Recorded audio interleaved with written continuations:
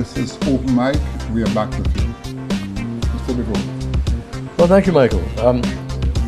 Apropos of what was being discussed earlier, attracting hotels is very difficult because hotels are not exactly as mobile as cruise ships, but they all are in the same tourist sector. And the cruise ships, I recall, play a very, very hard game. You can recall when the head tax was being mooted from island to island.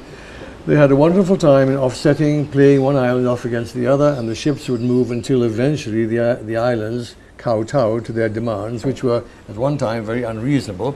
But I think the governments of the day realized they didn't really have much alternative. To attract hotels, we've got, provided their demands are not outlandish, we've got to persuade them to come in and to permanently invest, because once their money is in, they can't pull it out, permanently invest large sums of money in extra hotels without, and this is very important, without too much hassle, too much fatigue from the DCE department, which I'm afraid is atrociously poor.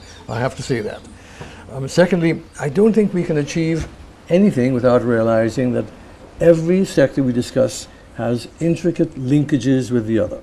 There's no sector in St. Lucia that is not totally linked with other sectors. It cannot be divorced. For example, let me raise the question of the attitude of St. Lucians towards the hotels.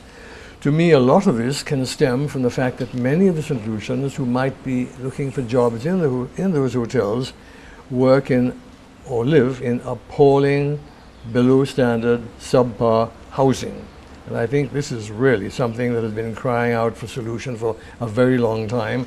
The private sector had, I think, a Rotarian-driven attempt to solve this through, I think it was called the Helen Trust. But let me give you a few figures. Low-cost housing, decent low-cost housing, not concrete, but wood, which is perfectly acceptable to St. Lucians who would far rather live in a decent wooden house rather than what they're in now. A wooden house to accommodate a family of 4, 2 bedrooms, would cost 45,000 EC dollars, not including the land, but there's no reason why government, who apparently do have land to possibly divest to other people, might not divest land for that purpose. $40,000 houses 4 people.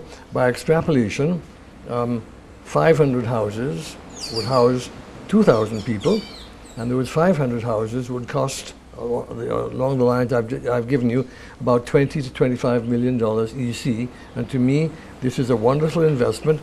These people are not given the houses, they are lent money on a very, very long-term basis. There will be an inflow, and I'm certain that foreign, not donors, foreign lenders can be persuaded to cough up for what is a very, very worthy cause.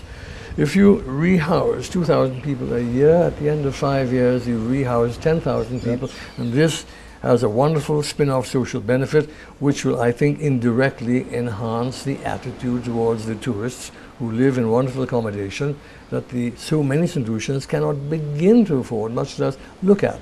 It also has a spin-off of added construction revenue and so on.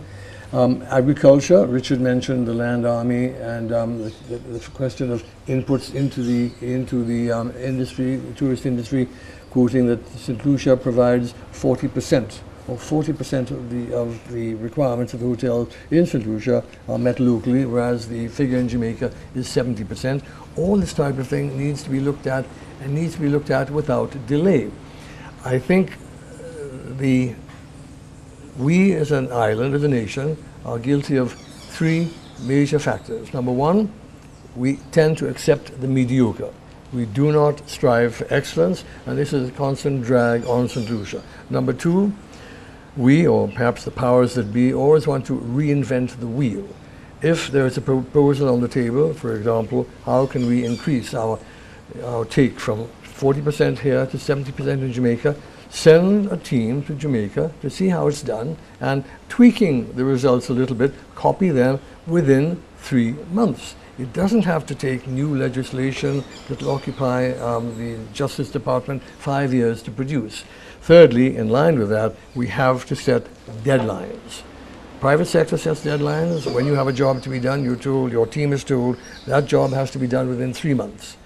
Government teams are apparently, in my view, never given a deadline. So what should take 3 months takes 3 years if you're lucky. Or beyond. And I think all this, it all boils down to attitude. It all has to change. Given the will, we can find a way. But is the will there? That's my question. You know something? You are so right in what you've just said, Fred. When you take the car industry in Japan, remember when the Japanese first produced it? It was horrible. Nobody wanted. I remember buying a Toyota when I lived in Puerto Rico in 1970. Within a year and a half, it was a rust bucket. What did they do? They took a British car, an American car, brought it to Japan, dissected it, looked at it here, and they had done all the research, and they just tweaked it. Okay? What did they do? They made a car that they took care of the metal rod by putting a lot of plastics into it. They made a lighter car that burned less fuel, you know, and look at it today. I mean, Japan is almost number one. I remember Richard was chairman of the NEC some time back, and I had the honor of working on that committee. And one of the key books that we all read, from which I still have notes on, was Lee Kuan Yew of Singapore. Reading his book right now. His book, From Third World to First. If every solution read that book with an unbiased approach, we could learn so much from it. Two things were, number one, don't reinvent the wheel, and number two, set by example, lead by example. You know how many presidents, nearly every president and prime minister have read this book and have met with Lee Kuan Yew because of what he's done. The man is so well respected. And I have the book here. Maybe I should buy a couple hundred books and send it to the schools. Free. Yeah, free. Right. For free. Yeah, for free. Make it compulsory. They would learn that. Like a Chasney fund. Yes.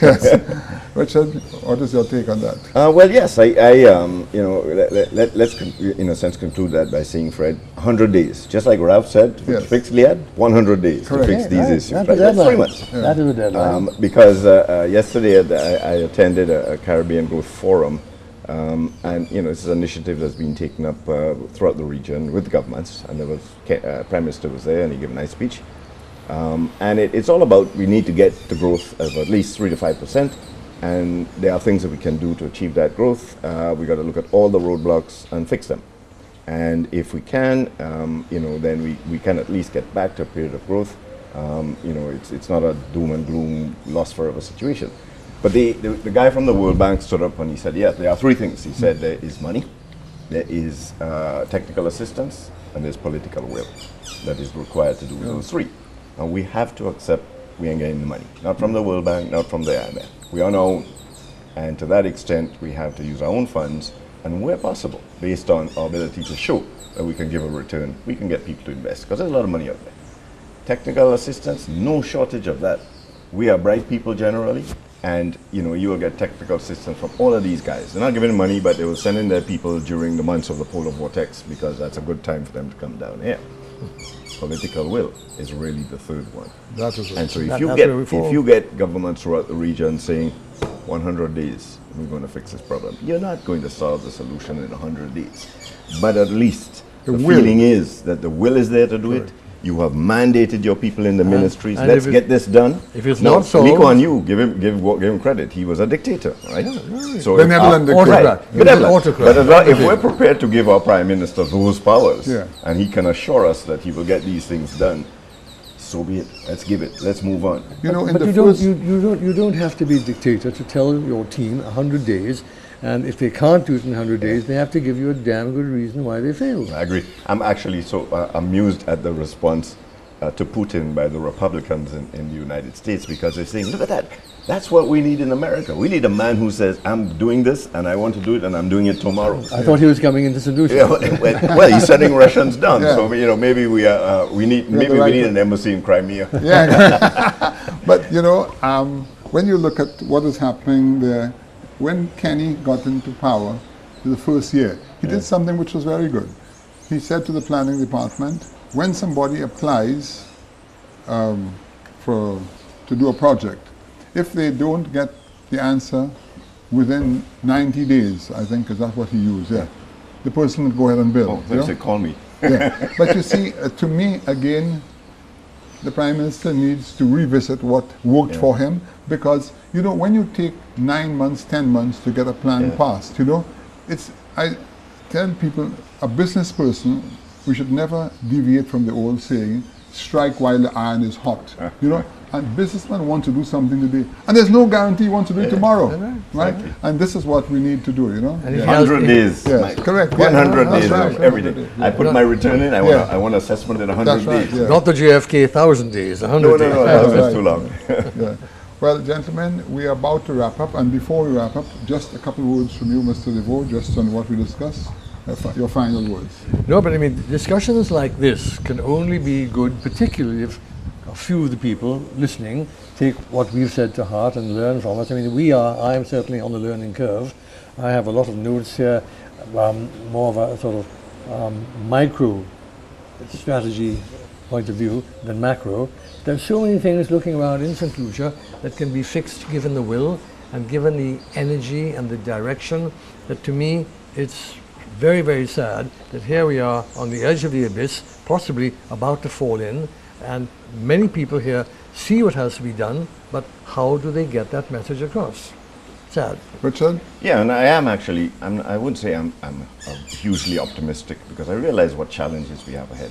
But I'm not overly pessimistic either, because I believe that with tourism bouncing back, and this being such a wonderful country, that I think we will in fact come out of the mess. But we will not as long as the status quo prevails. So essentially it means having to look at all of these. Everything must be on the table. Nothing is sacred. You must be prepared to either cut or change. And at the same time, we need to avoid all this tit-for-tat political infighting, because we both have the same problem. So let's forget that and get on with it. Well, I want to thank both of you gentlemen, and I consider myself quite fortunate to have two people of such high caliber with us today, because for two reasons. One, it enhances our show, and also it provides a level of knowledge to the public which is so badly needed. Mr. Devaux, I want to thank you. Richard, thank you so much. This is Open Mic, saying until next Sunday at the same time. Thank you, Chairman. Let's keep the mic open.